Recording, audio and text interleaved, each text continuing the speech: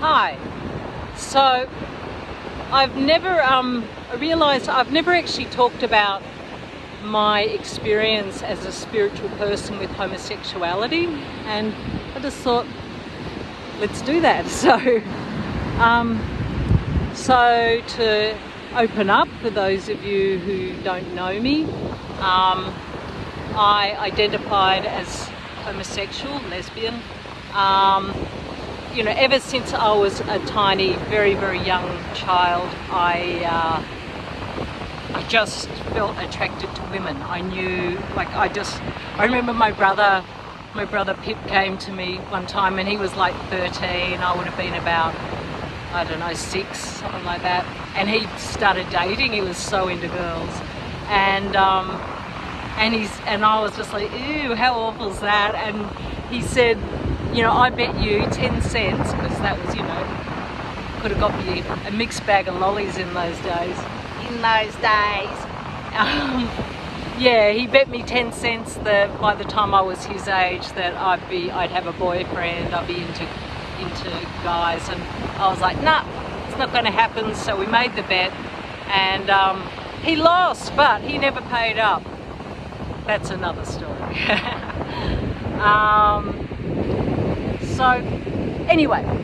So I basically, sometime in my teens, I began experiencing, the more sexual aspect to my attraction to women. Funnily enough, the very first woman that I was attracted to, I was in a church group, a fellowship group. So I was exploring Christianity for a little while, just in my teens. And I think this is sort of what tipped the edge of me sort of not being so interested in religion. And it was quite obvious, like, I don't know, we never spoke about it, but there was a definite attraction between us both. But, we both were existing in this setting where, homosexuality is just not even a consideration. And so we could only express our love for one another just through a really deep connection, through a lot of words. And when we saw one another, there was a lot of affection, but nothing sexual at all.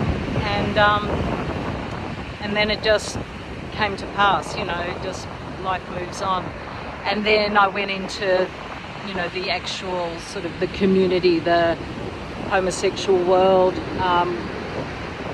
And it's kind of funny, like every single one of I won't say every single one, but several of my experiences, I chose the person that I wanted to either go into a relationship or have sex with as being, for the wrong reasons. I think it was karmic, or it was just something to learn. And there was something in me that, I didn't feel good enough about myself to choose someone who reflected the love that, I wanted to give. But also, I was seeking a lot of love. I was really looking for that, it's sort of like a mother's love, a very feminine love. And I never found it in these relationships, or in any human relationships for that matter, with, friendship or anything. So, so life went on. I lived out, several long-term lesbian relationships until, I just hit the point where I was in my 40s and had my final, most cataclysmic, traumatic relationship, and I was just like, that's it, I'm done, I'm done, I can't do this, I don't trust myself in a relationship, I don't trust other people, and I threw up my hands and called out to God and said, help, I'm ready, and that's obviously when my path with the Ascended Masters began, even though I didn't consciously begin following teachings. Although, I had a lot of experiences like mystical visions and everything with Jesus and other masters that I couldn't name because I had reference point for who they were. And so what actually took me to the teachings that I've been a part of, the dispensation I've been a part of, which is through Kim Michaels, was I think I had another sort of an attraction to a woman, but nothing evolved from her. Like, there was definite two-way attraction, and we did express it, but our lives went in very different directions. But I could tell, I just could feel like this is not balanced. I could feel a huge imbalance in it. So turned to old Dr. Google and typed in a question about homosexuality and spirituality and identity, because, you know, I just thought, why am I holding this identity? That was my key question. Like, I just thought, you know, I'm a spiritual being. How can I have any identity? Identity only is an earthly thing, you know? When we leave this body, like, you know, you can't be homosexual because you're not sexual, you know? It doesn't make sense. So that was sort of like the question that took me into the direct teachings with Ascended Masters.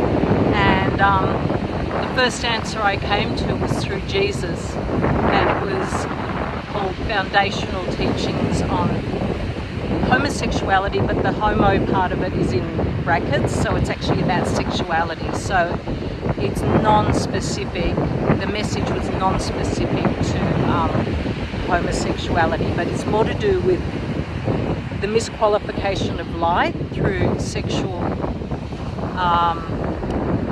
experiences and karmic relationships. So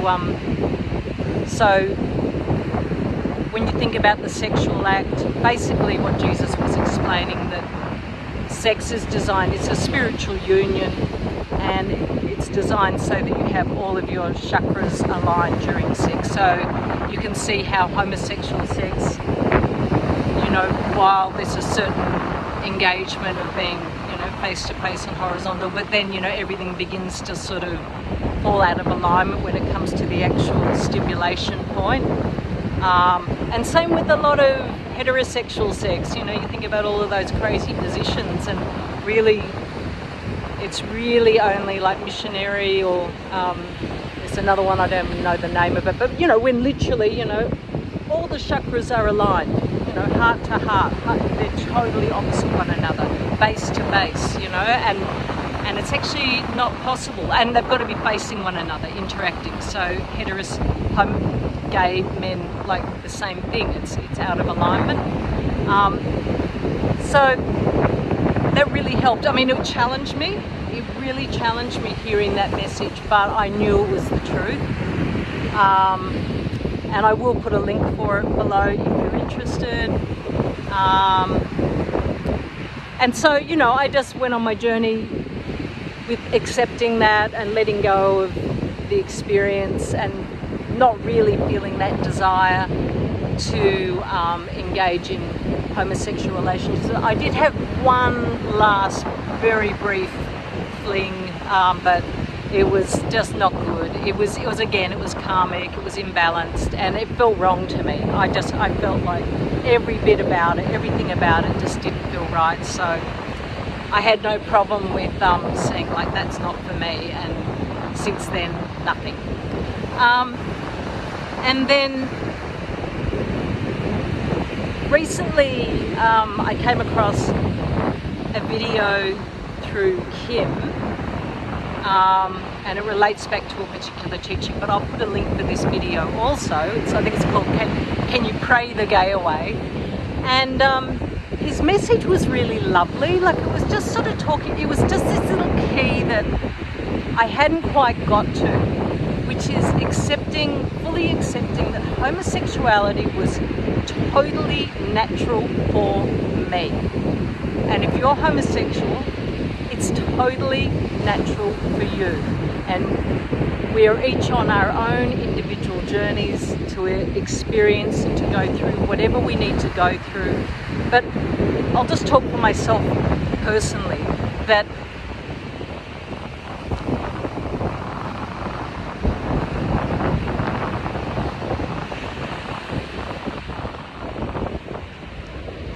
it translated to, for me, just realizing, like, to find this sort of forgiveness and acceptance of myself.